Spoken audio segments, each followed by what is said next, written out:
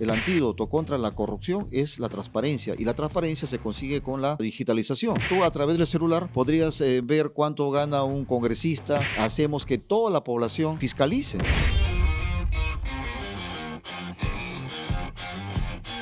Amigos, bienvenidos a una nueva edición del Espejo. Hoy nuestro invitado es un candidato presidencial que se lanza con todo el ímpetu. Ha sido presidente regional, ha sido congresista en una época en que los congresistas no estaban tan sospechados como hoy.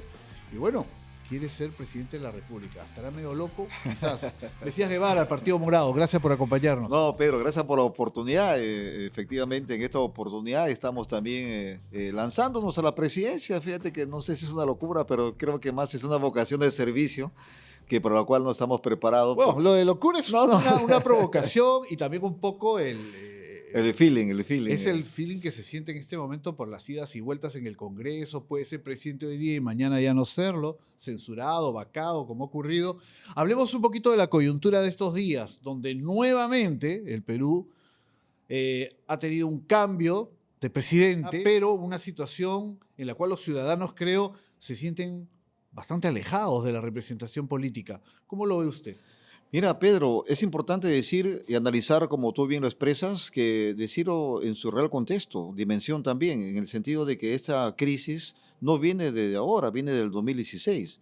De 2016 hasta ahora, 2026, es una década perdida, donde la clase política que ha gobernado del Congreso, sobre todo, fíjate que más que haber generado una inestabilidad política, lo que ellos han hecho es sabotaje, sabotaje contra la democracia y sabotaje contra el país. Nos han saboteado a tal punto que hoy incluso el crecimiento económico que debió haber sido casi un piloto automático mínimamente, es decir, 4 o 5% de crecimiento mínimo, pero sin embargo este Congreso y esta clase política liderado por la señora Fujimori no ha generado una inestabilidad, han saboteado y siguen saboteando el país, eso hay que decirlo con todas sus letras. Nosotros en estos días tratábamos de recoger la sensación de la calle, preguntarle a la gente qué pensaba, qué esperaba. La verdad que hay un desapego muy grande, hay una distancia, un rechazo en todas las clases sociales, porque hemos estado en los distintos distritos de Lima, ¿no? Como se dice hoy en día, la Lima moderna, la Lima tradicional, la Lima emergente. Hay un rechazo a la actividad política que es lamentable, pero eso también se refleja hoy en día quizás en que la campaña presidencial aún no calienta del todo. Sí, porque fíjate que en estos momentos la población en general, además de lo que está ocurriendo en el Congreso, que están censurando, vacando, cerrando, ¿qué te digo? Cerrando congresos, también vacando presidentes, eso ha hecho que la población se concentre más en su prioridad número uno. La prioridad número Sobrevivir. uno es sobrevivir, Ajá. es buscarte el pan de cada día. Fíjate que hay personas que tienen hasta 3 cachuelos, 3 trabajos y no les alcanza. Yo la otra vez me quedé sorprendido cuando un amigo me decía, mira, yo trabajo en la noche, y le digo, ¿y tu gente? Sí, bueno, al día siguiente van a dormir. No, me dice, trabajan en la noche y la empalman para ir a otro trabajo. Y le digo, ¿esa gente cómo vive?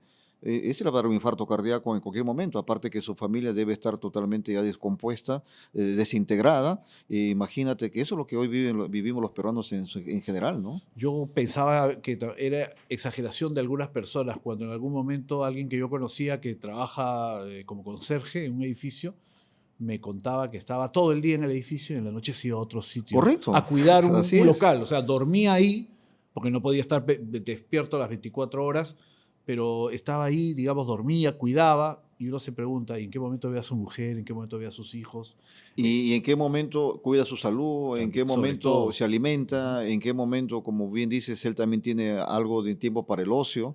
Entonces no tiene nada. Eso es lo que estamos viviendo ahora los Ahora, peruanos. en este contexto, ¿qué es lo que propone Mesías Guevara, el Partido Morado, para romper con esta situación?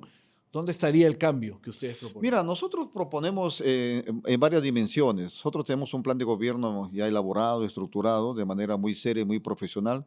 Nosotros queremos generar un nuevo orden nacional donde, sin lugar a dudas, nosotros, ese Perú invisible que acabamos de decir, queremos ponerle la iluminación a través de lo que son propuestas de desarrollo, mejorando los servicios públicos, hacer con resultados concretos. Por ejemplo, mira, una persona que viene de Puno a Lima para atenderse en salud, Gasta mínimo 800 soles. Entonces, o cuando tú quieras pedir una cita a una persona en un establecimiento de salud, hay gente que le han dado la cita después que ha fallecido.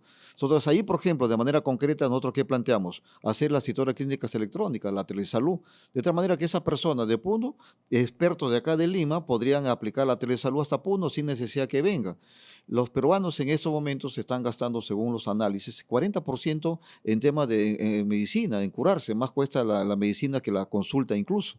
Por lo tanto, ahí, otro tema. Por ejemplo, fíjate, te pongo más Sí, sí, concreto. adelante. Me parece eh, interesante escuchar en, nuevas ideas en el tema, por en esta ejemplo, campaña. mira, en el caso te pongo un distrito de allá en Cajamarca, Chota, por ejemplo, Chimbán, que está muy lejos, cerca del Marañón. ¿Ya? Y ellos tienen el famoso presupuesto FICE que pagan 10 soles mensuales para su luz. Y de ahí fíjate que ocurre que esta persona pues, tiene que ir a pagar a Chota, entonces va a gastar 100 soles en transporte y más perder el trabajo para Ajá. pagar 10 soles de No su tiene recibo de sentido. luz. Entonces, ahí que hay que hacer, hay que hacer el fintech, es decir, la inclusión financiera digital.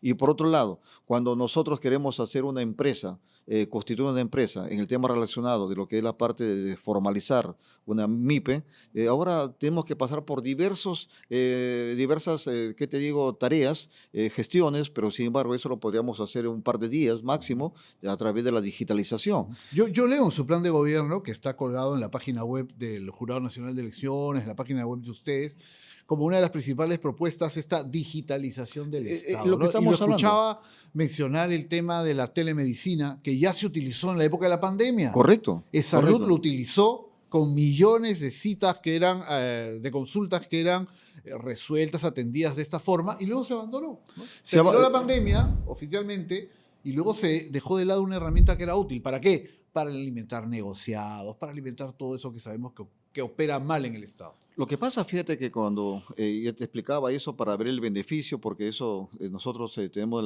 el reto de aterrizarlo para que la población en general, digamos, lo tomen en sí, Lo vean la adopte. importancia, lo Ajá. adopten. Fíjate que nosotros en ese sentido planteamos hacer lo que es la gran transformación de la gestión pública, pero para que haya esa gran transformación pública tiene que haber transformación digital. Ahora, esta transformación digital, como te acabo de explicar, sirve tanto para el gobierno y para la población. Para la población, para facilitar los servicios públicos de calidad y para lo que es el gobierno, para hacer dos cosas, que sea eficaz y sobre todo transparente.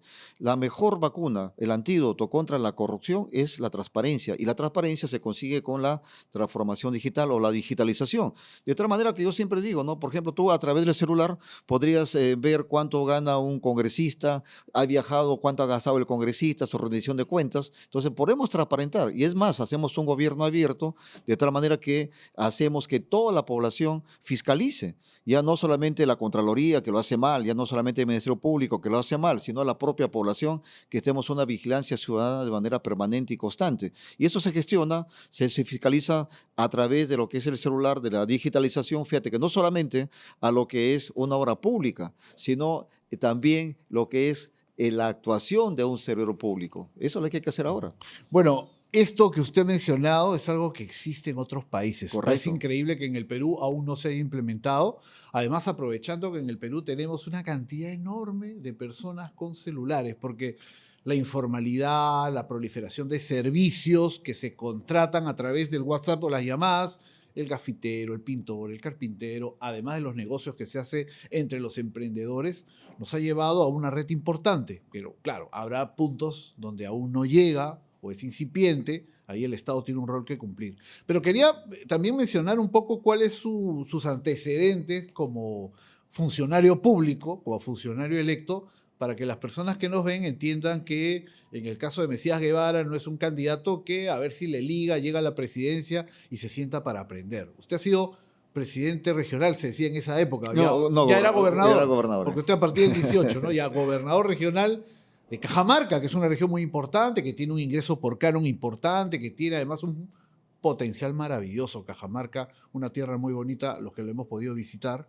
Ha sido congresista, usted ha pertenecido a Acción Popular muchos años, luego se ha retirado y ahora está en el Partido Morado. Pero voy a que usted ha tenido una experiencia pública, ¿no? Le ha tocado no solamente fiscalizar y dar leyes, sino también le ha tocado gestionar Cajamarca. cómo fue, qué logros tuvo en Cajamarca, porque mucho se dice, ¿no? Canon, dinero, y sin embargo la población sigue sin agua, sigue en pobreza. ¿Cuánto avanzaron con usted en Cajamarca? Sí, mira, muchas gracias por la pregunta. Fíjate que antes de eso quería precisarte, contarte de que yo en realidad en la gestión pública tengo solamente 9 años como congresista y como gobernador, porque antes yo más he estado en el mundo privado, en el mundo de la Ya, tecnología, es bueno precisar. y, y Pues también dicen, vive del Estado, vive de la no, mamadera pública. no, incluso también he sido profesor universitario, Sí, ¿no? En la claro. San Usted es Marcos, ingeniero ingeniero electrónico. electrónico, entonces he sido profesor en Ricardo Palma, en la San Marcos, Villarreal, sí, públicas y privadas. Entonces de ahí yo pasé recién a la gestión pública el 2011 cuando salí elegido congresista. Entonces de ahí vi todo ese conocimiento, lo llevé ahí a lo que es el Congresista por Cajamarca. Ajá, cogiendo con Pero Cajamarca. usted nació en Lambayeque. Sí, fíjate, te comento ¿Cómo, ahí. cómo así? A ver, cuéntame un Sí, te poquito. comento, fíjate que es importante que sepas, ¿no? Mira, yo soy Guevara Amasifuen, o sea que tengo por Guevara sangre cajamarquina y por Amasifuen sangre sanmartinense y loretana. Es un apellido bastante claro, Sí, Amasifuen. sí, sí, Es claro, muy, claro que muy, sí. muy, digamos, Del Oriente. muy popular el Ajá. apellido. Y Guevara también en la zona centro de Cajamarca. Ahora, mi madre y mi padre se conocen allá en Colasay, Jaén, donde es mi familia paterna. Y de ahí, entonces, mi madre era profesora, en ese entonces Jaén era montaña, montaña, selva, no lo que eso hoy soy. Entonces, y mi abuelo materno era policía allá en Chiclayo. Entonces, mi abuelo dijo, no, ¿sabe qué? Quiero que mi hija venga a dar a luz a Chiclayo. Ah, ok, ok. Ya, en Chiclayo nací O sea, y mi madre... o nací en Jaén, antes del hospital que tienen ahora. nací en O Chic- nací en Chiclayo y nací en Chiclayo. Nací en Chiclayo, en el distrito de Eten, Ok. donde le quiero mucho a Eten también, porque es la tercera ciudad ecuarística del mundo, donde el Niño del Milagro. Y de ahí a los 40 días me llevaron a Colasay, donde crecí entre montañas, en ríos, un hermoso distrito. Y luego de ahí fuimos a vivir a Jaén, donde ahí estudié la primaria en la escuela Ajá. adventista Ah, de bueno, de ahí le Jaén. viene lo cajamarquino de toda Sí. la vida, pero habiendo Y nacido en luego Lambayeque. bajamos a Chiclayo Ajá. a estudiar la secundaria, donde estuve en el Politécnico Labarte y en el Colegio Militar Elías Aguirre. Y luego venimos a Lima a hacer la universidad. Entonces, y en realidad mi formación, digamos, básica y también de mi niñez, mi adolescencia, se da en 4 ciudades. Jaén, Chiclayo, Cajamarca y Lima. Entonces esas 4 ciudades son las que tengo el sello de estas ciudades, de las Ajá. tradiciones, todo. Por eso soy cajamarquino chiclayano a la vez Veo, veo, veo. y con sangre loretana, Ajá. ¿no? Y ha Sanmartinense. sido parlamentario por Cajamarca Sí, y luego gobernador regional. sí, porque Del 18 al al 22. 22, ¿no? Entonces, ahí yendo a tu pregunta, fíjate que nosotros ahí lo primero que te puedo decir es de que nosotros encontramos a una región muy convulsionada. Recuerdas que hubo el proyecto Conga, Claro. donde hubo un gran Políticamente conflicto. muy agitada. Muy agitada, donde incluso el gobierno nacional con el gobierno regional no podían ni mirarse. Es decir, salvo cuando entró PPK y luego a Gregorio Santos lo sacaron de la presidencia regional en ese entonces, así se llamaban, y asumió Porfirio Medina, y ahí algo que se restablecieron las relaciones con PPK. Pero luego Con el antes gobierno central, con el mejor gobierno dicho. central. Ajá. Entonces, no había esa. Entonces, yo logré que en primer lugar haya esa relación. Y en segundo lugar, logré lo que es el tema de la pacificación de Cajamarca, porque el tema minero siempre ha sido conflictivo. Y eso ayudó en varias cosas. Ayudó a incrementar el flujo de inversiones a Cajamarca. Llevamos un montón de inversiones, pacificamos a la región, mejoramos el índice de competitividad de nuestra región. Nosotros lo encontramos en el puesto 24, 25 casi, y lo dejamos en el puesto 19. Y el índice de competitividad que el INCORE, que lo mide, ¿cómo se llama? El Instituto Peruano de Economía, que dirige Diego Macera. Entonces ahí ellos nos han hecho una rigurosa evaluación. Y luego fíjate que también establecimos diversas políticas regionales que han ayudado mucho. Por ejemplo, en la política educativa, nosotros creo que somos una de las pocas regiones que hemos establecido nuestro proyecto educativo regional al 2035. Luego hicimos una gran reforma en lo que es el tema de salud, de tal manera que invertimos, por ejemplo, en la elaboración de expedientes técnicos, concluimos algunos hospitales, algunos centros de salud que estaban muy pobres. También gestionamos el tema relacionado con el presidente Vizcarra en ese entonces para que se financie y dimos inicio a la construcción del Hospital de Salud en la misma Cajamarca. Y luego en el tema de agricultura, fíjate que nosotros encontramos que solamente para toda la región había un monto de 20 millones de soles, nosotros le dejamos Ínfimo, ¿no? ínfimo y Insuficiente le dejamos como 150 millones de por el soles potencial que por el tiene potencial. Cajamarca, ¿no? Cajamarca es potencialmente agrícola y hubo un año que Cajamarca fue el número uno en crecer en agroexportaciones. Mm. ¿Por qué? Porque ahí nosotros formamos con la PCM, la Agencia Regional de Desarrollo. Y algo muy importante, también promovimos el turismo, creamos la marca Cajamarca, de tal manera, ¿por qué creamos la marca Cajamarca? Por tres Is. Lograr lo que es la entidad regional de Cajamarca, porque Cajamarca es muy dispersa, tú encuentras el norte, el centro y el sur, y luego la integración de Cajamarca, y luego nosotros buscamos la internacionalización de sus productos, lo cual el producto bandera a nivel agraria es el café, en la zona norte de Cajamarca, donde Ujú. está Chota, Cutervos, Sí, Santa sí, sí, Cruz, uno está pasa ahí por en ahí Cajamarca y huele a en café. auto y ve cómo están todos sobre la tela, en el piso está el Sí, café no, secando. y a veces cuando tú entras a Jaén o a San En Ignacio de Jaén noche, también, ahí está el sale café. el olor a Sí, café, sí, sí. están tostando. Y Yo también, recuerdo dos temas vinculados a su gestión en Cajamarca y los voy a mencionar aquí porque creo que es importante. Uno que al final de su gestión a usted lo saludaban, o sea, reconocían una labor positiva para Cajamarca, para su región, tanto de derecha como de izquierda, ¿no? Y eso también es un indicativo de cómo una autoridad deja de lado un poco la agenda del partido para impulsar temas de la región, que creo que es lo que le ha faltado a muchas regiones, ¿no?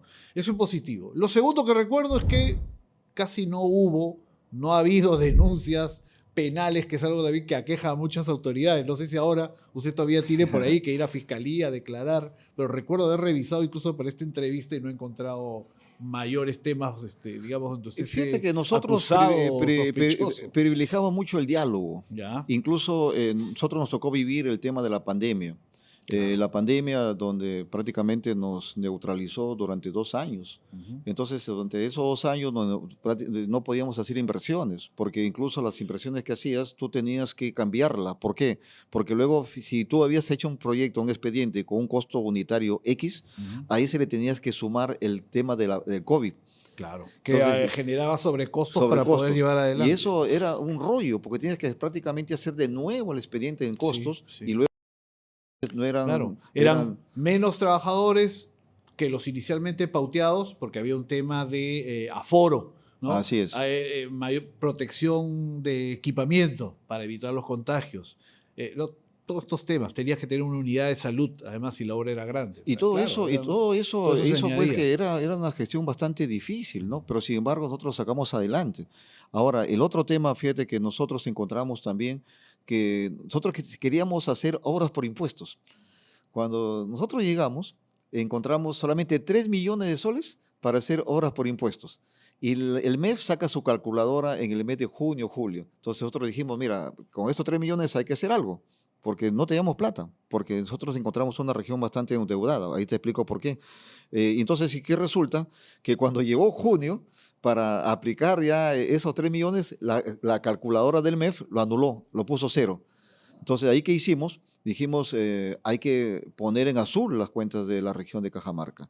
Entonces, ¿qué hicimos? Nosotros, con todo el manejo interno, mejoramos el gasto fiscal y asimismo también pagamos deuda social a los servidores O públicos. sea, había que dejar la política a un lado, estacionarla en un punto, dedicarse al tema de gestión. Gestión y sobre todo con absoluto ¿Qué, profesionalismo qué y es lo que ha transparencia. faltado y qué es lo que falta en el Y, Estado? Los y- ciudadanos se divorcian de la política y de sus autoridades porque no tienen servicios de salud, no tienen seguridad, no tienen escuela. Entonces es razonable que el ciudadano se sienta desamparado y se desilusione con sus autoridades políticas. Ahora quiero llevar un poco el Eh, eh, diálogo hacia sus ya, propuestas. para terminar A rapidito, ver, por favor. dígame, Entonces, claro. el tema está que nosotros encontramos con cero impuestos, horas por impuesto, y pagamos cerca de 400 millones de soles para lo que es deuda social. Y luego ya, ¿qué te digo? Al final de nuestro periodo, dejamos en 120 y tantos millones de soles para hacer obras por impuestos. Y es ahí que ya ahora esta gestión ha encontrado una gestión no solamente con dinero, gestionamos el FONCOR también, para que ahorita, O ahorita la sea, región puso orden en las finanzas de la región pues, de la región y y dejamos encaminado. encauzó un plan de trabajo y de Y mejora. lo más importante que tú acabas de decir, nosotros hicimos una gestión con absoluta transparencia. Te comento una anécdota. Yo vine a Lima como gobernador y me fui y le toqué las puertas al Contralor General de ese Ajá. entonces. Le digo, Nelson, señor Contralor, quiero Nelson firmar, Shack. Nelson Shack, quiero firmar con usted un convenio. Quiero firmar con usted un convenio para que me fiscalice estrictamente mi gestión. Entonces me dijo, ¿estás seguro? Sí, le digo. Pero ¿y si cae tu gente? No, le digo, la gente que yo voy a convocar son gente que le doy la confianza, pero se le retira la confianza si cae en actos de corrupción. Entonces se quedó sorprendido y firmamos. Y fuimos la primera región que hicimos el control concurrente. Claro, después lo han hecho ley, lo Claro. han hecho ley. Entonces en ese sentido es lo que por eso Bueno, esa no es la te- manera de anticipar, evitar y que sobre luego todo, vengan los fíjate que la problemas. mejor manera de respetar al pueblo que te eligió, al pueblo que te dio la confianza, es no tocando un sol. Eso es algo fundamental y por eso nosotros decimos con mucha claridad que ser honesto no es un eslogan. Hoy soy honesto, no, no es un eslogan, es una filosofía de vida, es una trayectoria de tu ejecutoria, de tu formación de tu casa, de la formación que te han dado en tus escuelas. Entonces, eso es lo que, por eso me decías que no, no tengo ninguna denuncia y espero no tenerla. Incluso te comento algo, hasta ahora no me han puesto ninguna papeleta, incluso. Bueno, está bien, es bueno saberlo, sobre todo en estos tiempos que corren. Hablemos un poco de su propuesta, después Dale, volvemos a hablar un poquito de dale. Cajamarca. A mí me gusta mucho Cajamarca, mi familia es de Amazonas, y he Tenorio, visitado hay Amazonas. bastante ¿Ah? tenorios, hay bastante Sí, sí, tenorios. seguramente, porque también Guevara, yo tengo un tío Guevara por el lado de mi mamá, porque es la zona, pues Cajamarca, Amazonas, es una zona del país muy bonita, con mucho potencial, pero que también se ha sentido por décadas muy abandonada, ¿no? Entonces hay que Tú lo acabas de abrir decir. los espacios para que se sientan integrados y tengan posibilidades. Fíjate lo que acaba de decir, como por ejemplo cuando se habla, mira, dice, no, que la pobreza de Cajamarca, Amazonas, que, oye, aguanta. La pobreza, en primer lugar, es un tema estructural del país. Y la pobreza responde, la política, por ejemplo, la pobreza monetaria, responde a las políticas públicas que no dan las regiones, sino la del gobierno nacional, a través del MIDIS, por ejemplo, el tema de Cualiguarma. A Cajamarca, a través del MIDIS, llegaba aproximadamente 420 millones de soles al año, a través de Cualiguarma, Pensión Ajá. 65, No a es través de poco, Juntos, es no es bastante. poco, Pero claro, sin embargo, Pedro, cuando yo me reunía con el MIDES, con la ministra y con los funcionarios territoriales, yo le decía, oye, pero la aguja no se mueve nada. claro. ¿Dónde se está yendo? Claro, ¿dónde se está yendo? Entonces, por eso cuando dicen, oye, Cajamarca es pobre y las regiones a nivel nacional son pobres. Algunas son pobres, y otras son más informales. Cajamarca, por ejemplo, A veces están mal administradas, yo me pues. atrevería a decir que Cajamarca, más que pobre, ¿sabes lo que es? Es informal. O Mm. sea que la gente no declara lo que tiene. Hay muchas cosas que hay que contar al respecto. Es decir, por ejemplo, el tema de pensión 65. Hay personas que tienen sus propiedades, pero no quieren declarar que lo tienen porque si le declaran aparecen en registro público si sale del CISFO. Y si sale del CISFO, ya no pueden recibir la pensión 65. Entonces, yo lo que les quiero decir es que la pobreza monetaria en el Perú se debe a que es un tema estructural más de las políticas nacionales que de las políticas regionales. Y en ese sentido, nosotros sí planteamos hacer, por ejemplo, el tema del programa Juntos. Oye, el programa Juntos tiene que ser temporal. La otra es un amigo de Cajamarca, me hacía notar lo siguiente, que una autoridad edilicia había puesto con mucho orgullo, mira, Cajamarca es la región que tiene mayor cantidad de beneficiarios en el programa Juntos. Entonces mi amigo me hizo notar, oye, ese pata está loco, eso es una vergüenza. Mm. En lugar de decir Cajamarca tiene la menor cantidad de Claro, personas porque en pensión juntos es 65, pobreza es extrema, pobreza abandono, extrema. claro. Entonces, sin embargo, él lo ponía con mucho orgullo. Entonces yo siempre digo que hay gente que quiere sembrar pobreza para cosechar Claro, y mendigos. la informalidad no se va a disminuir por decreto, sino en la No, medida que el Estado proponga un paquete de beneficios para que el informal considere y entienda que le conviene estar en la formalidad. Ese chip lo venimos discutiendo de los años 89 y 90 y hasta ahora no se ha logrado instalar. Pero quiero preguntarle de algo que me parece interesante y entrando a su plan de gobierno, ¿no? Usted habla en su plan de gobierno, su partido, de integración financiera y acceso al crédito. Y uno cuando escucha esas cosas por parte de un gobierno dice, ¿cómo? ¿Generando incentivos, abriendo la cancha o por decreto? Señor Banco A, B, C, preste, generando límites a las tasas de interés, que puede sonar positivo, pero al final acorta el espacio para el crédito. Lo mira, hemos visto antes. nosotros somos un partido y yo también como militante y en este caso como candidato. Fíjate que nosotros somos creyentes de la competencia. De la So- libre de competencia. libre competencia. Tenemos que incrementar la libre competencia. En este momento solamente hay 4 grandes grupos Sí, financieros es que verdad. dirigen toda la economía. Entonces, ¿cuál es la solución? Hay una ley ya que está hecha, nosotros queremos impulsar lo que es la banca digital, Ajá. de tal manera que esa banca digital va a expandirse y no te va a pedir tantos requisitos para que no te va a cobrar tanta tasa de interés, porque Ujú. ellos ya no tendrían pagos administrativos fijos Así como el es. tema de oficinas, temas de Ujú. gente, Que entonces son los todo, costos que justifican las tasas que nos entre cobran. comillas, ¿no es Claro. cierto? Porque sus ganancias son muy extremas. Ujú. Los bancos este año o muy orgullosos han dicho, no sé si recuerdo que son 10.000 o 15.000 millones de soles de ganancia que han tenido. 5.000, pero igual es un montón. No, por eso un montón. No, Claro. creo que hay que verificar, creo que son 10.000, pero, Ajá. pero es un No, montón. han tenido un beneficio importante el año Altísimo. Entonces, y 25, ahí sí, sin nosotros duda. proponemos lo que es la banca digital.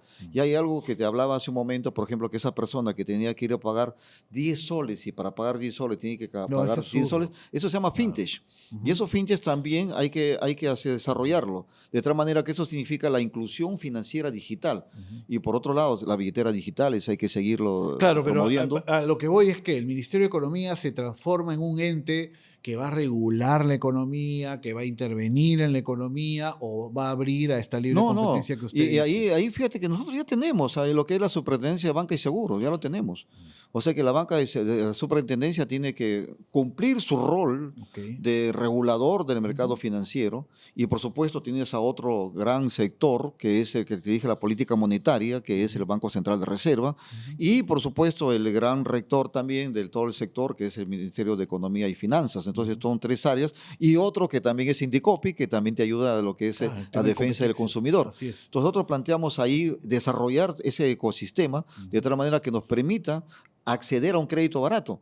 Fíjate que, y otra cosa, es importante que nosotros también promovamos el cumplimiento de las leyes. La ley de la banca digital ya está, pero falta el reglamento y la ley de fintech, por ejemplo, hay que decir a la Asociación de Banca y Seguro, ASBAN, dice, oye, ya pues, ustedes también pongan de su parte. Seamos socios, Seamos socios, impulsemos impulsemos, porque el el uso de crédito, estas el crédito herramientas. es el gran dinamizador de las MIPES y el Perú Ujú. es MIPE. No puede ser posible que Ujú. ahora hayan personas del MIPE que tienen que recurrir a lo que es gota y gota. Y lo más duro, mi querido Pedro, cuando un MIPE o un emprendedor va a tocarle la puerta a un sistema financiero, que resulta que le dicen, ¿sabe qué? Tú no existes para mí, dame tu historial crediticio. Y como no tienes historial crediticio, simplemente no te doy el préstamo y te abandona. Entonces ese pobre MIPE, ¿a dónde se va? A un agiotista, a un usurero y lo peor, lo más grave, a un gota a gota, que al final termina extorsionándolo. Vamos a hablar del tema de seguridad ciudadana, que es un tema muy importante de la campaña, pero también quiero seguir preguntándole por temas económicos, del bolsillo de los peruanos, de qué manera sus propuestas podrían afectar la economía o por el contrario ser una oportunidad de desarrollo. Habla también de la transformación productiva y competitiva de la economía. Esto suena, digamos, como un título, ¿no? Pero ¿cómo se aterriza? ¿Cómo el Estado contribuye a que haya una transformación productiva y competitiva? ¿No es que los agentes económicos se bastan por sí mismos para ellos?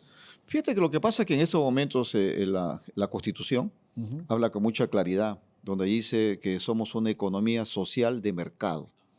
Entonces, en ese sentido, el Estado no está haciendo su labor a través de los entes reguladores, como el que te acabo de decir, OCITEL, el tema de Sutran mismo, que ahora estamos ahí, el caso de Indecopi, la propia SBS y otras, que no están su salud, no tienen su trabajo. Entonces, a esto tenemos que fortalecerlo, con el ánimo precisamente de garantizar que el mercado trabaje de manera correcta, pero con un Estado fuerte. Ojo, cuando yo hablo de Estado fuerte, no significa un Estado grande ni un Estado estatista.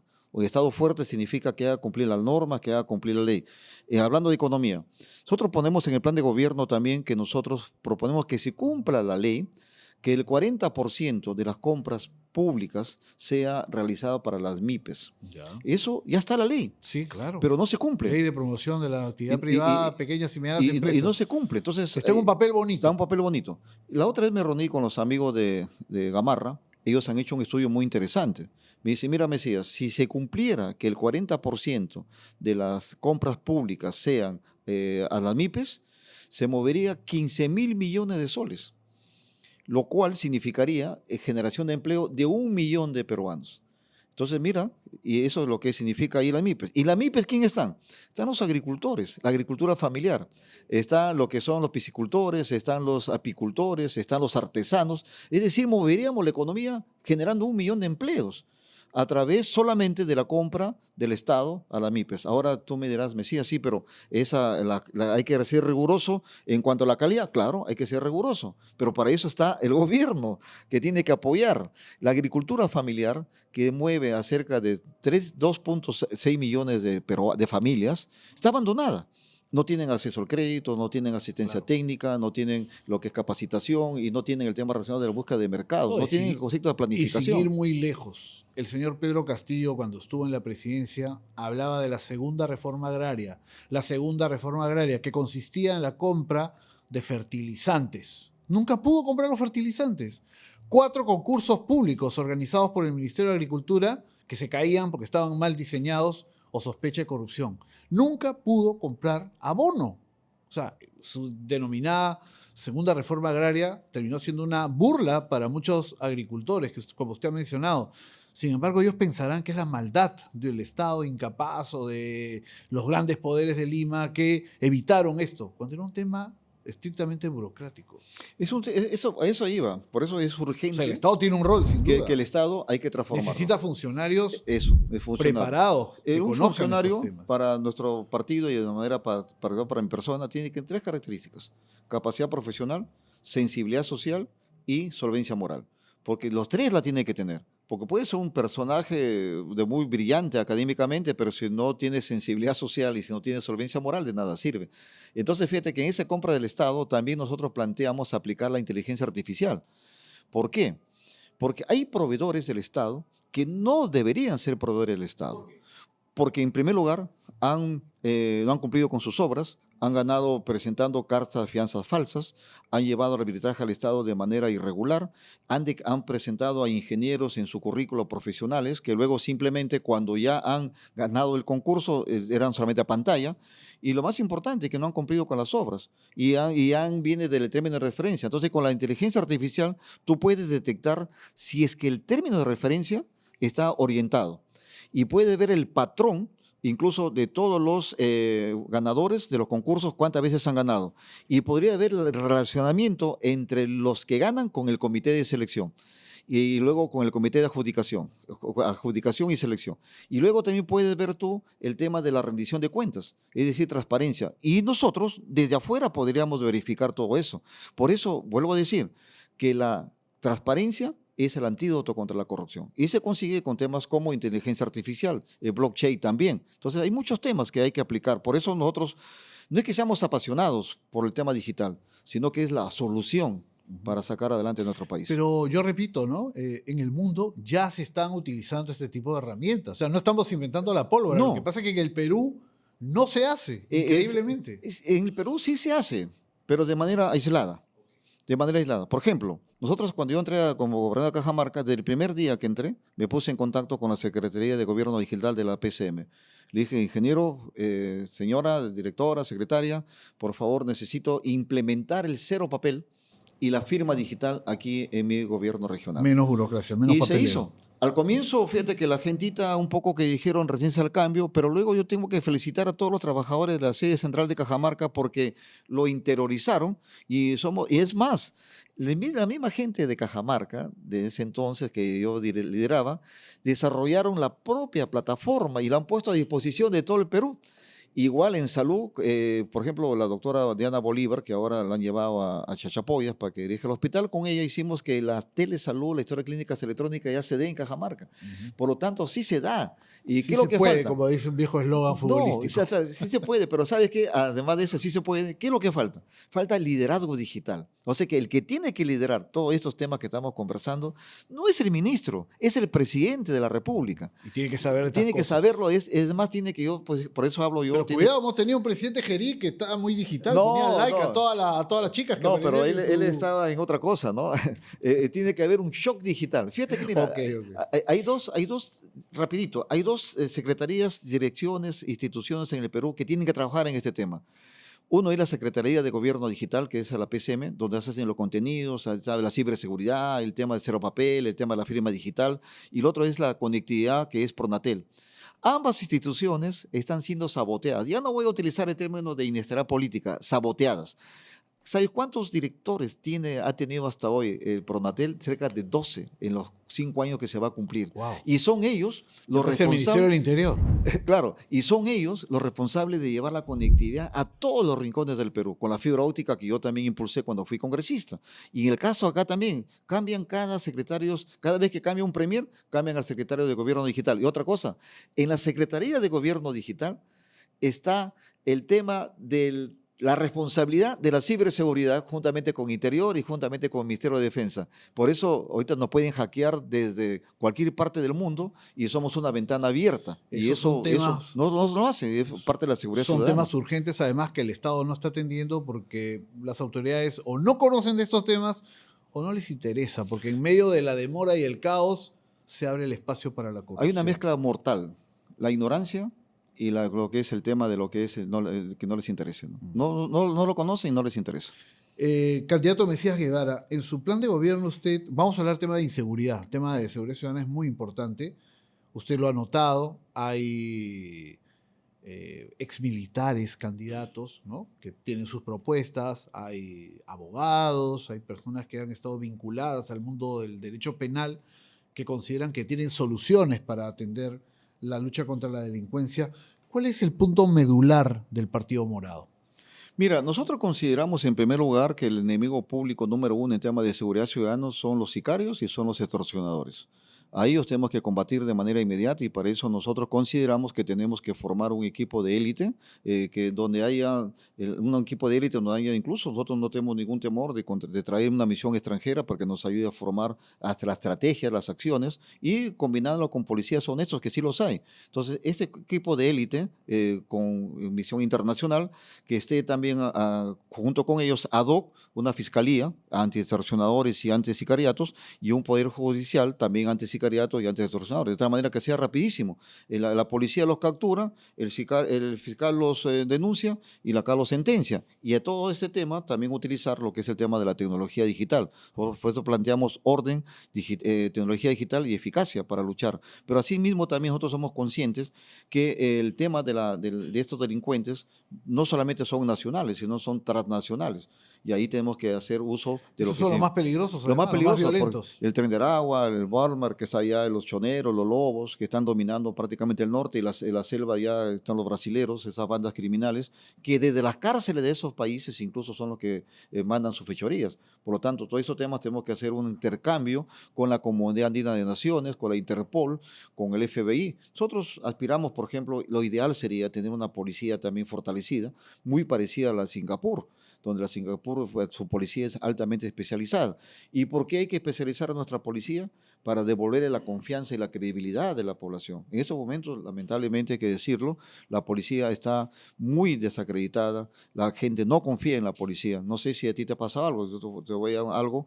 A mí hace 2 años se metieron a mi casa en Lima, se llevaron todo, ¿qué ¿Le pensarían? hicieron la mudanza? Hicieron una mudanza, pero lo curioso es que fíjate que ¿En qué distrito en vivía? Surco, en Lima está Hasta Surco. ahora vive ahí. Sí, de hace 26 años que Ok. compré mi casa por ahí. Y- Y algo también que quería acotar. Y le que hicieron la mudanza en su casa. O sea, se hicieron llevaron todo. Se llevaron todo. ¿Qué fue? Incluso- ¿Un domingo, un sábado, una No, fiesta? era un día normal. Entonces, Día de incluso semana. unos vecinos nos dieron el video, vieron el carro, se lo pasamos a la policía. Incluso yo a ese entonces se lo pasé al ministro del Interior. Le digo, oiga, señores, acá tienen ustedes para rastrear este carro, ven la cara, y lo puede Se identificar. veía el rostro, todo. Todo, se vieron cómo ingresaron y nunca hicieron nada. Imagínate que eso es lo que pasamos los peruanos de todo el día. Y otra vez, incluso yo puse la denuncia a través de la digital al Ministerio de la Policía Nacional y esta página no existe. Entonces no hay voluntad, mi Claro. querido Pedro. O sea, usted hizo la del ciudadano que cumple la norma, le dicen vaya denuncia aquí, fue, denunció, no le hicieron caso, No me y hicieron cuando caso. lo quiso hacer digitalmente, la página no existía. Incluso el ministro, como era un conocido, le derivó a un coronel, me dijo, ¿cuánto es el monto que le han robado? X. Ah, mire, sí, muy poquito. No llega la cuantía. No llega, o sea que según ellos, que Nos reímos ahora porque en realidad, eh, ¿para qué hacernos mala sangre? Pero esto lo vemos nosotros a diario en el noticiero matinal. Víctimas de extorsión que se quejan, dicen, he ido ya a hacer la denuncia y en un caso era, hice la denuncia porque me amenazan y saliendo de la comisaría me llamó el extorsionador. ¿Qué haces en la comisaría? Ahora vas a pagar más. Es decir, ya le habían avisado, al parecer desde adentro, que se había ido a denunciar. Y en otro caso, iba una vez, 2 veces, 3 veces, ni siquiera le tomaban los apuntes, ¿no? Escucha, ya, bueno, no, eso no es cuantía, no, vamos a perder tiempo. y otro ejemplo. O sea, le pasa a todos los ciudadanos. Por ejemplo, a ti te hackean tu WhatsApp y te cogen de carnada. Te dicen, ¿sabes qué?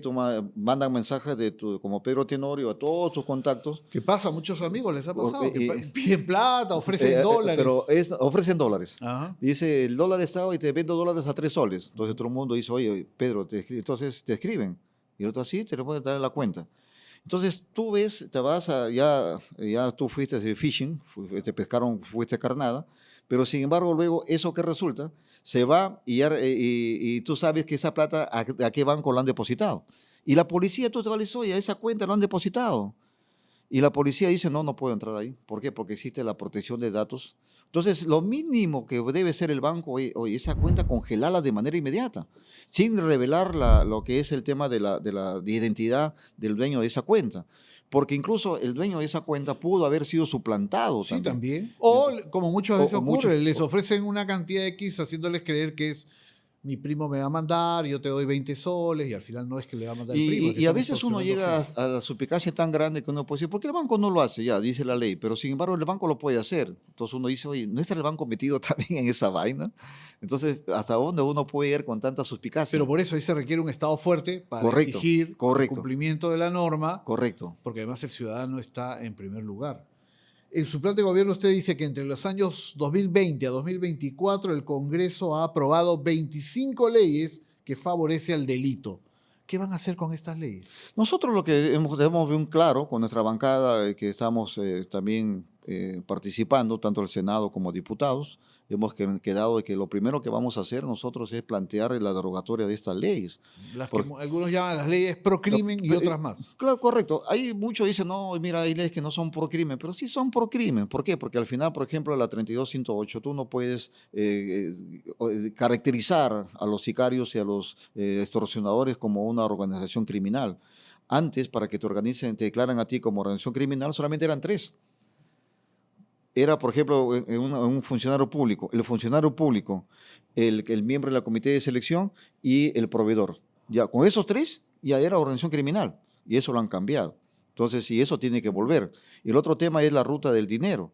El otro tema es el tema de colaboración eficaz. Y el otro tema es el protocolo de allanamientos. Entonces, hay muchas leyes que tienen que cambiarse. Y fíjate que desde que se eliminaron esas leyes, el sicariato se incrementó, incluso con Gerí en su periodo, según, espero no equivocarme para que no me chequee la plana, son 700 personas que han muerto por temas el caso de asesinato por sicarios. Por lo menos, sí, hasta el momento. Sí, Entonces, es un número muy elevado. es increíble. Entonces, mira, ¿y quién es eso? El Congreso, por más que el Congreso diga que no. Bueno, ahí es una tarea para la cual también se va a requerir presencia parlamentaria, ¿no? Entonces, es complicado también en este contexto lograr una representación parlamentaria que pueda apoyar un eventual gobierno suyo. Ahí lo que nosotros, en nuestra campaña de proselitista que venimos haciendo, estamos diciéndole al pueblo peruano que no solamente se debe votar por el presidente, sino por los senadores y diputados, pero asimismo también diciéndoles, oye, ya es tiempo pues que no votes por tus verdugos, ¿no? Por ejemplo, ¿cómo puedes votar por tus verdugos cuando aprobaron la ley para el tema de las AFPs, donde de 130, solamente 35 congresistas, fundamentalmente de Fujimorismo y de Renovación Popular, aprobaron esa ley? No puede ser posible. No puede ser posible que tú apoyes para aquellos que han destrozado la calidad educativa como la SUNEDO, la certificación, aquellos que ahora básicamente te están estafando. No puede ser posible que tú votes por aquellos que han roto el equilibrio de poderes. Entonces, por eso nosotros decimos, por estos no, fundamentalmente por los que están en el Congreso. O sea, por los que están en este Congreso ahora, no te- deberían votar. No deberían votar porque fíjate que es como que el verdugo te pida el voto. Y eso es lo que está ocurriendo. El verdugo, el que ha saboteado el desarrollo del Perú, están que piden voto, y ojo, y con muchos recursos. Hay que decirlo con todas sus letras. Bueno, aquí quiero hacerle llegar otra pregunta de aquellos que pueden pensar que usted va a ser el verdugo de la administración pública, porque su plan de gobierno plantea reducir ministerios de 19 a 12 ministerios. ¿Van a despedir mucha gente? No, no vamos a despedir. Al contrario, ¿Cómo es ese esquema vamos de a, pasar de 18, 19 a 12 ministerios? vamos a ¿Y optimizar, por qué? porque fíjate que el tema del ahorro, más que en el personal laboral, lo cual es en primer lugar en esa fusión que nosotros planteamos, es hacer una reconversión laboral, capacitarles, darle la oportunidad de que incluso ganen mejores salarios y en función de su productividad, porque hoy fíjate que ahí encuentras a trabajadores que ganan, yo he encontrado en Cajamarca que ganaban 1.000 soles, 800 soles, incluso muchos que están en juicios porque habían sido despedidos y luego los han retornado pero con un salario congelado. Entonces, eso hay que poner orden. Por eso nosotros hablamos de, por ejemplo, de los grandes funcionarios, porque eso no puede estar repetido. Entonces, ahí fíjate que según los indicadores del BID, se ahorra más o menos entre 5 a 10%. Nosotros estamos siendo conservadores, estamos diciendo que somos un 5%. Y, por ejemplo, el caso de que nosotros planteamos el Ministerio de la Cultura y el Conocimiento, donde planteamos que se fusione el Ministerio de Cultura con el Ministerio con CONCITEC, de tal manera que eso nos permita a nosotros tener el acervo de los acervos ancestrales que ahora se está perdiendo, en el caso de biotecnología, en el caso de la parte vial, arquitectónica, hay muchos saberes andinos ancestrales que se están perdiendo. Y por otro lado dejamos otro ministerio productivo, donde queremos ahí, por ejemplo, que esté Produce, que esté el Ministerio del Empleo, y otra fusión que planteamos que esté Interior con Justicia, de tal manera que no pueden estar separados ambos. Ya, o sea, integrar el Ministerio del Interior con el Ministerio de Claro, para que Justicia. sea más eficaz Que es el unir trabajo. también policía, INPE Fíjate que y la incluso posición del Estado en cuanto a la promoción de de la un seguridad, aparato de justicia más adecuado, que no lo claro. tenemos. Entonces, por otro lado, por ejemplo, ¿qué planteamos nosotros también? Que seguimos trabajando en ello. Por ejemplo, hacer complejos. Y un complejo, por ejemplo, mira, en complejos, por ejemplo, en estos momentos del norte, que hacer un complejo donde en el primer piso esté la policía, esté la comisaría. Segundo piso, que esté la fiscalía. Tercer piso, que esté el Poder Judicial. Y el cuarto piso, que esté el Laboratorio de Criminalística. Es decir, un complejo de verdad, donde estén todos juntos. Y no que ahora, por ejemplo, el policía se va a la fiscalía a otro lugar, de ahí se va al Poder Judicial y al final los casos de flagrancia, por ejemplo, no se cumplan. No se sancionen. Eso nosotros queremos hacer a nivel nacional. Por lo menos en Lima correspondería al mínimo hacer 4. Ahora, es importante saber si esto va a ser una fusión, por tanto no va a ser entrar con No, machete no, no, a no, descabezar no. ministerios, pero ¿esto qué va a significar? Ahorro y qué más. Ahorro y eficiencia y eficacia. Ahorro, hacer que los trabajadores hay que reivindicar sus derechos de ellos, tanto desde el punto de vista laboral y también lo que es salarial, Ujú. capacitándolos, dándoles mejores condiciones de trabajo, no como ahora. Ahora Bueno, y están darle abandonados. respuesta más rápida también al ciudadano, ¿no? En sus A eso, trámites. eso es lo que se quiere. O sea que lo que se quiere hacer es un Estado presente para que responda, mejore la calidad de servicios públicos. Por eso te decía que la transformación digital se ve en dos planos. Uno en lo que es la calidad de servicio público y el otro en la calidad del manejo del Estado. Un tema que ha sonado mucho en estos días es salud, que desde nuestra perspectiva como sistema ha fracasado porque no llega realmente al asegurado como tendría que llegar. ¿Qué harían ustedes para que esto sea diferente? El salud necesita ser, fíjate, que en primer lugar, el salud no maneja el área de primaria de servicio. O sea que ellos solamente se concentran en las ciudades, en las provincias, pero sin embargo la gran mayoría de jubilados, de mayores, ancianos, están en salud. Incluso Padomi, que te acuerdas que existía Padomi y ahora entiendo que está totalmente debilitado, mejorar su gestión a nivel lo que significa lo que es la parte de medicamentos, fortalecimiento de la parte biotécnica, biotecnología, pero sin embargo lo más interesante es hacer fortalecimiento de lo que es el área de primaria de servicio. Y ahí hay que hacer un cambio prestacional con MINSA, porque MINSA sí tiene. Minsa tiene cerca de 8.700 establecimientos de salud 1-1, los cuales están en todo el Ahí estamos territorio. hablando de las Las postas, postas, ajá, 1-1, lo entonces que se ahí, llamaba antes la asistencia y ahí, pública. por ejemplo, tenía que haber un convenio entre salud. Y lo otro, igual pasa, fíjate, hay 25 sistemas en estos momentos que hay en el Perú que están totalmente aislados. Hay que uniformizarlo. Están las CPS, por ejemplo, tú y yo somos asegurados, tengo la seguridad, y no vamos al seguro social. Si tenemos ¿por qué? Porque la cita te dan incluso después que has Claro, los fallecido. que tenemos la suerte de tener un seguro privado, O puedes pagar una consulta. fundamentalmente nos atendemos en el seguro privado, pero la gran cantidad, millones de asegurados, tendrían que ser la prioridad y no lo son. Yo a veces escucho a candidatos decir, hay que hacer 10 hospitales, hay que traer más médicos. Es verdad que faltan médicos, faltan enfermeras, pero no pasa por un tema de hospitales, porque si los asegurados no tienen cita, no les dan cita, o sea, así tuviéramos los hospitales, nadie les da la cita para que los atiendan, ¿no es verdad? Y tampoco están los médicos, si es que no les dan la cita. Entonces, tenemos que empezar por lo más importante, que es una gestión moderna. Una gestión moderna, una gestión transparente, que sea eficaz y que responda a los intereses de la población, de los beneficios. Darle el servicio que tenga por ejemplo, fíjate que hay denuncias casi todos los días que el medicamento X para el SIDA se acabó, que el medicamento X para lo que es la parte de autismo se acabó. Entonces, eso no puede ser. No, los tomógrafos Los tomógrafos que están malogrados es increíble. y Porque uno todos sale y al frente están los consultorios particulares que realizan la realizan y un tomografía. TAC, como se llama, te cuesta carísimo, no Claro. baja de 700 soles. Por eso en el Perú en este momento enfermarse es Eso prohibitivo. nos lleva, el candidato Mesías Guevara, a preguntarnos, ¿por qué la clase política está mirando a otro lado? Y de ahí la expresión de José Gerí. José Gerí es expresión de esta clase política. Lo ¿Por que pasa es qué? que la clase política que hoy está gobernando desde el Congreso están más mirando sus intereses personales. Ellos responden a su interés personal y ese interés personal le lleva a concentrarse en favorecer las economías criminales y las economías mercantilistas. Por ejemplo, en este momento un congresista debería estar fiscalizando el tema relacionado con lo que es el tema de los precios de los medicamentos, el tema de la salud, el tema de los colegios. Fíjate que si tú ves, en el Perú estudiar es carísimo.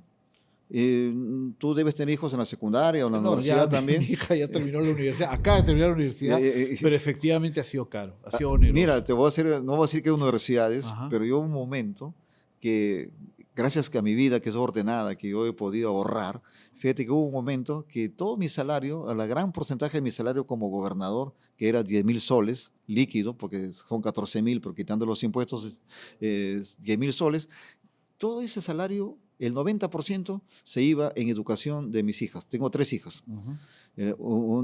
Las 2 se acabaron y me queda una. Ok, Pero pero ahí, sí, ahí se iba esos son los todo. precios más o menos. Entonces Sí. uno dice, ¿y por qué?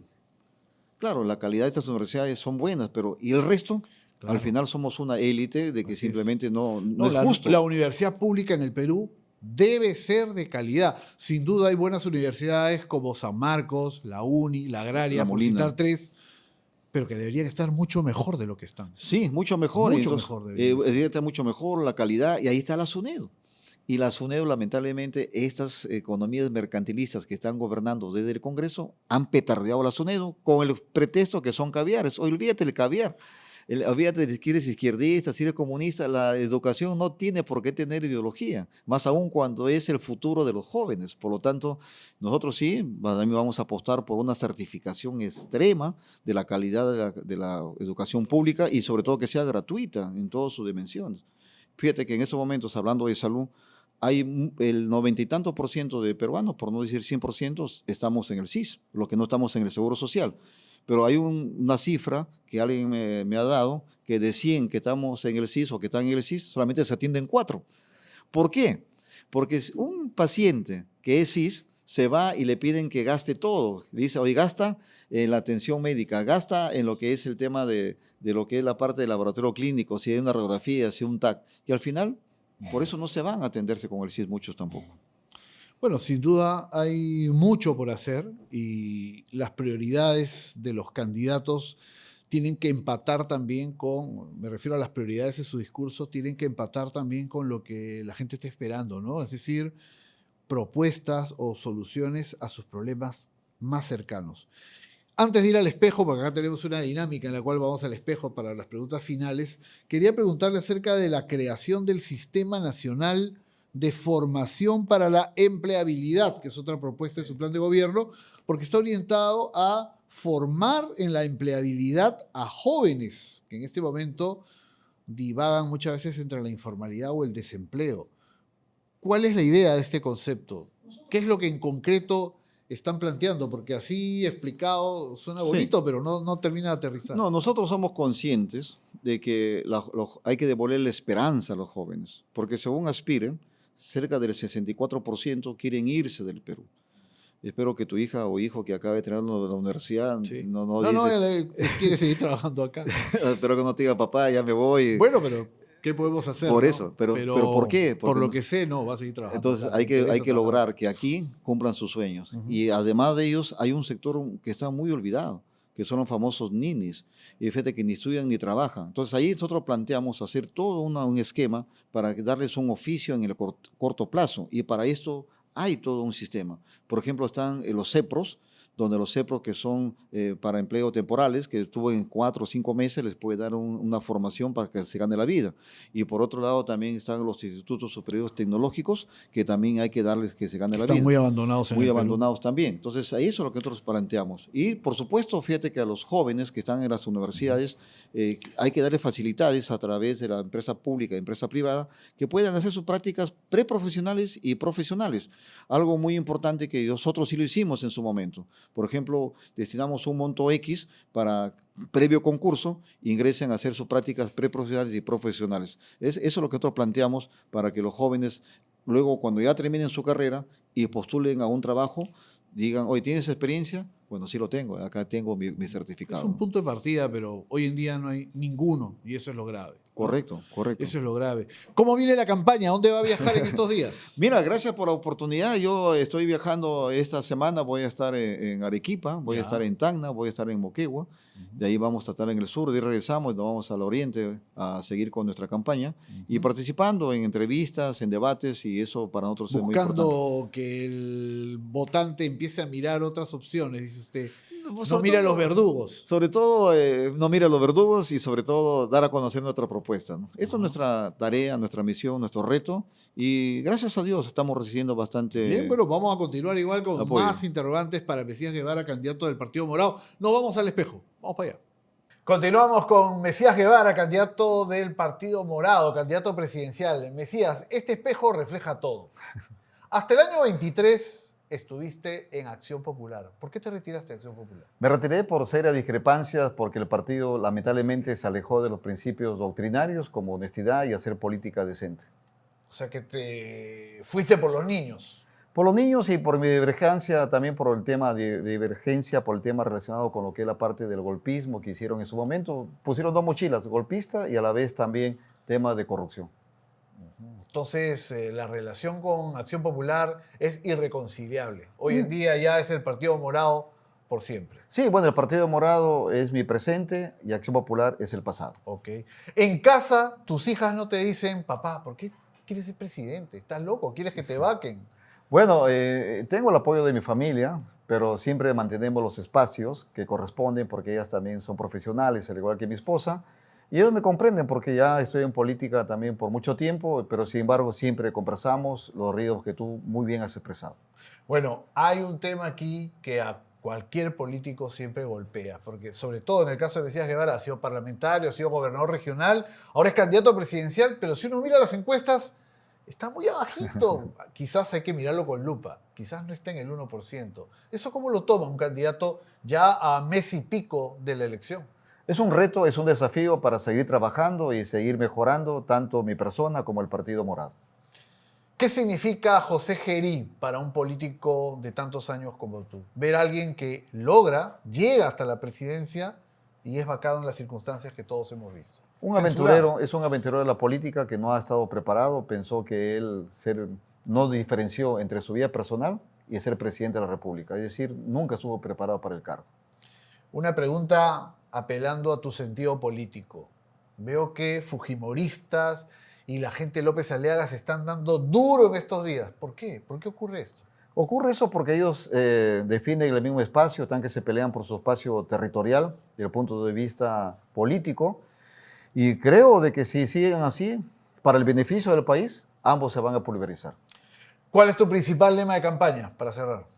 Política decente, con transparencia, ni un robo al pueblo peruano y con mucho sacrificio a favor de todos los ciudadanos. Bien, vamos a ver cómo evoluciona esa propuesta política en las próximas semanas de cara a la elección. Seguro que tendremos oportunidad de seguir conversando con Mesías Guevara del Partido Morado. Suerte a él, su campaña, y vamos a ver qué más nos depara a los votantes. Muchas gracias. Gracias. Muchas gracias.